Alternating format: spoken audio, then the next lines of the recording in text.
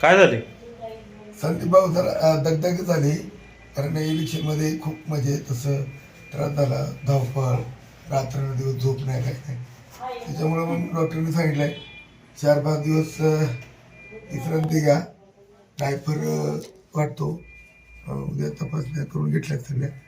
बाकी त्याचं काय काळजी करण्यासारखं नाही, परंतु थोडं कणकण आलेले ते म्हणजे कालच्या धरून सलाईन लावलंय आणि बाकीचं थोडंसं तपासण्या करून घेतोय.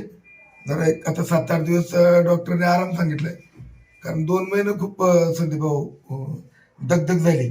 त्या दगदगीमुळे एकदम अंग भरून आला आणि थोडंसं अस्वस्थ वाटतंय, पण डॉक्टरने सांगितलंय 2-4 दिवसामध्ये क्लिअर होईल. हे लोक बघायला आलेत ते हो, भेटायला? हे लोक सगळे बघायला आले. सकाळी खूप गर्दी होती लोकांची, तरी मी सांगितलं नाही कोणाला, तरी पण लोकांचं प्रेमच एवढे संदीप भाऊ. नुसतं कळलं का वादळ आजारी आहे, तुम्हाला कधी कळलं आजारी आहेत म्हणून? 4-5 वाजता फोन केला. काय तुम्ही आले होते ना ते नगर परिषदेमध्ये, काहीतरी विषय होता तुमचा, काय झालं? पगार थकलेली. हा, 6 महिन्याचा 6 महिन्याचा पगार पेमेंट थकावला होता आमचा. 6 महिने? 6 महिन्याचा. मग काय झालं आता? मग ते मिटवलंय त्याने, आता पाहू म्हणजे पगारला काढतो बरं काय करतात. वादळ आले आमचे गावात. आमचे वादळ आले मग ते मिटवलंय ते. मिटलंय?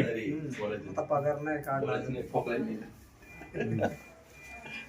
चला लांडे साहेब, ओके संदीप, बस झोपा झोपा. जरा आराम करतो 4-5 दिवस भाऊ.